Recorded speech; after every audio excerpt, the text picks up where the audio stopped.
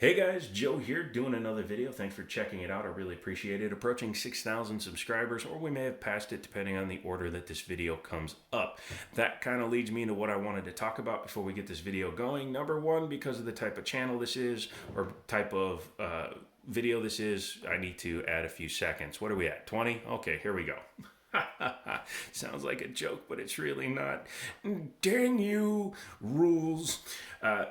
If you want to become a member of this channel, there's a couple ways to do it. You can just click on the subscribe down below and the bell and all that stuff. You get notified, comments, thumbs up, all that stuff. Helps the channel grow so that I can produce and procure items for this channel. Number two is you can also join the channel for a little bit of a fee. You get early access to ad-free videos. And I originally said it was only going to be like 2 free videos or 2 ad-free videos a week. It's going to be more. I'm filming 5 videos tonight alone, and they're all going up along with 2 other videos that are still scheduled to come out. So keep your shorts on. Stuff like that's going to happen. Also, using my Amazon affiliate link, I don't know what that is. Affiliate link will help the channel grow, and we can buy stuff for the channel, and that's important because it will allow the channel to grow, and we can mess with stuff like you would have seen in the YouTube short where I showed like 5 pistols on this table. So, all that being said, I tend to make dumb purchases. I know that's hard to believe. You guys have seen a lot of my other videos. I'm the wisest purchaser ever. But I decided to buy this guy, empty, because of the serial number. I know. Wise business sense. I also bet on whichever horse does its business before the race. But this is a Rock Island Armory, a Rock Island Armory. He's Asian, not that Asian. This is called the Alpha Project, model AL30. So it's technically, a shorter version of that is called the Alpha 3. It's made in the Czech Republic. This is not manufactured in the Philippines. Rock Island does do import work with several other companies. A lot of companies do that, and it's a good way to get a good price on some cool stuff. But the reason I bought it, like I said, the serial number, dumb reason, but I don't care. The model is the Alpha 3, and as you can see from the serial number, it's Alpha 03 1776. And what's more American than a revolver? That was manufactured in the Czech Republic. This is also chambered in the revolver caliber 357 Magnum. Yes, I know there's 44 Magnum, 500 Magnum, all that stuff, but 357 is like the bar when it comes to carry ammo for a revolver. A lot of police officers carried 357s. A lot of police officers carried snub-nosed 357s like this guy. This has got a 2-inch barrel, which makes the Alpha 3 really easy to understand. But it's a 2-inch barreled 357. However, it's got a couple of party tricks. I don't have the other size ammo, but not only can a 357 Magnum shoot 357 Magnum, which is this guy. This is a hollow point. This is actually a Sig Sauer Performance Center or Performance Ammunition. Love this stuff. It performs great, functions great, and shoots great because they have these super high polished casings. Again, I don't get paid for any of this. Just something I've observed from shooting lots of different ammunition. But this is a 357 cartridge. A 38 Special looks extremely similar. It would look like that. No, I'm just kidding. It's still the 357, but it's about the same size, same diameter, same everything, less power. It's kind of like the 223 556 of the revolver world. This gun, now not all of them are chambered to do this, but this gun is capable of firing 357 Magnum and 38 Special, which also means that you can carry like 38 Special plus Ps, get plenty of protection power, and not have to worry about wrist breaking with a 357, and these guys kick. This is going to kick about the same as a Ruger GP100. Actually, I think that's the 10 mil. It's either the 101, the 100, the shorty 357. In fact, Daniel, my buddy, has a 2-inch barreled, might be 2, might be 3, I'll have to double check, 357 Magnum with the full size grip, and it's it's very, very fun to shoot. Even with trench sights, which this thing basically has, I shot his, which had the exact same sight picture, and I was pretty accurate with it. I may do the big dot conversion like he's doing to his. I'd have his gun otherwise to show you. One thing I like about this is even though it's a snub nose, it has a full-size grip. I do not have small hands. I know that's a problem for bigger guys, taller guys, whatever. You know, I'm not fat, but I'm a bigger dude. So the M200, which is the 38 Special, originally came out with a grip that basically had one finger groove, and the second groove would cut off and curve up. I couldn't get a good grip on that. I like a full grip when I'm holding onto a firearm, especially one that I can't hold up there. Obviously, I'd burn the heck out of my hand, and I need to hold down here. So yeah, it's a little more difficult to hold a revolver, so I like to have as much contact as possible. Obviously, being a revolver, this is a double action or single action, because you can do both, revolver, and that just means you can alter the way it feels to pull, and that's cool. Double action is the standard starting function of most revolvers. Again, most. It's hard to say all, it's hard to say some. Most is the most accurate term. Because you can do that, you can carry this, and it's much harder to accidentally pull. And since the hammer is all the way forward, it's harder to snag. And when you're putting it in a holster, you can just do this and hold your hammer in position. So even if you snag the trigger, you can't operate the firearm. So it's actually very safe. Some proponents state that you should, like this is a 6-shot revolver. If you're going to carry, some of them suggest that you keep one of the cylinders empty. That's up to you. If you have a 6-shot, going back to 5 is not terrible. A lot of carry revolvers are only 5-shot. I would just have a really good holster and really practice doing this when you holster or even when you draw. You don't have to cock it because it's double action, but keeping your finger on the hammer in a forward motion. Again, I don't want you to just sit there and sit with your finger on there because you can too easily do that. But practice just keeping your thumb on the hammer with it pushed forward. That way you can basically teach your hand to hold the revolver the right way. So that's one way to do it. The trigger pull. Double action on a revolver is usually horrendous because it's so heavy.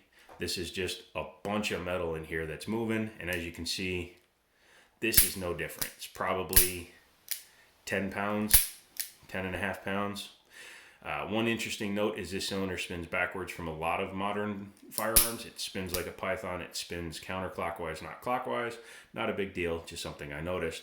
However, if you want, you can start in single action mode. You can see what it does to the hammer right there. It moves the hammer all the way back. There's like nothing there. There's no creep either because it's in single action mode. All you got to do is lightly pull on that trigger and it will reset to double action. So if you want to run single action, you do have to reset the trigger and the hammer, after every shot. But that's not hard. You can always fan it like they do in the Westerns.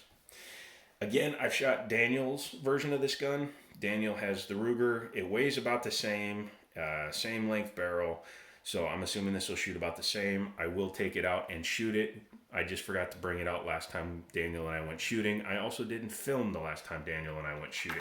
We actually went to the range this past weekend, Memorial Day weekend, and we shot AR pistol, sighted in my Banshee, sighted in my AR rifle, although the battery in my primary arms was dead because I left it on.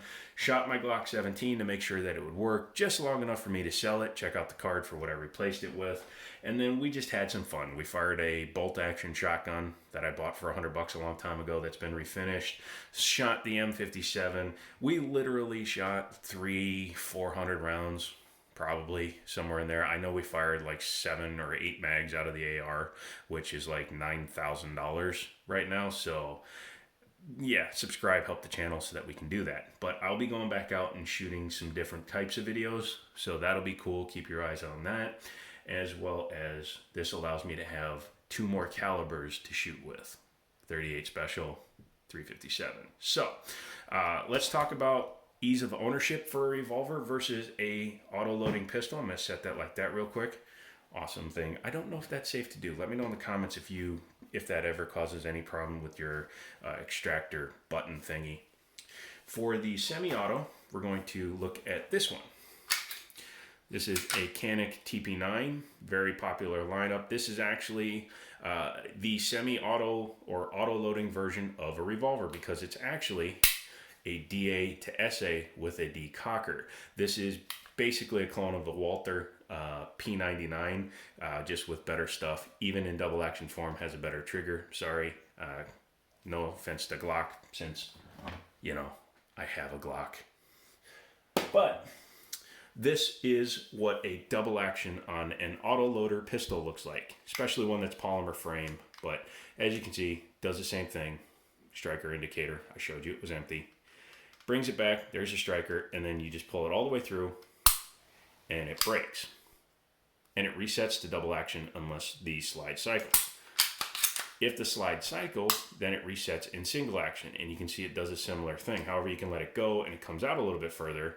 But again, the reset is way shorter, way lighter, and so that being said, because I don't fully disassemble these videos aren't as long, what are the benefits and pros and cons, basically, for a revolver versus an auto-loading pistol? Number one, shells don't eject out of this. You have 6 shots. You shoot you shoot some 6 shots, bro. You shoot letters. You shoot 6 shots. You have 6 spent casings in the revolver. So ease of use for that. You don't have to worry about that. Number 2 is fewer accessible moving parts. So you don't have a slide, you don't have rotating mass that way. You do have a rotating cylinder, and you do have the pressure of a gun shooting. And unlike a autoloader, which has a slide or recoil spring, all that stuff to absorb some of that recoil, this is putting all that right here. It's a shorter barrel, so it's going to have some flip, but basically your hand is going to be your shock absorber. So that's a negative to a revolver. These are very simple to use, so they're easier to train with. Teaching somebody how to take down this Canik can take a while. Teaching them how to field strip, maintain, reassemble is difficult. As long as you don't lose your head spacing and your cylinder lines up correctly, these can be pretty much, pardon the pun, bulletproof pistols. So keep that in mind. Cons, repairing this is harder than repairing this because you have to be able to work on a platform that not as many people are familiar with. So a lot of guys I know will take these to gunsmiths. I could work on this. I have worked on revolvers. I just choose not to because once you start repairing everybody's guns, you become a gunsmith and you never have time for yourself. So that would be a negative. This one is a snub nose. This shoots a, in this case, these are, how big are these? Flippity dippity Sig Sauer. They don't like to put their bullet weights on here. So you have a 125 grain bullet that's going 1400 feet per second. 1450 in this case of these performance ones. That's a ton of power. 9mm is typically 115 grain, although you can get up to 147 grain hollow point, and 124 grain has become the standard. But at the same grain bullet weight, this has so much more powder that it's going to be going a lot faster, and it's going to both hurt your target and your hand if you aren't prepared for it.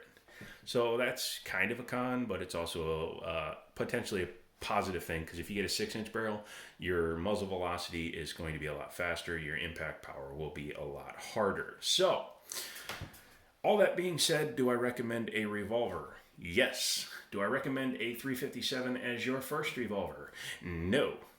You should probably start with something smaller.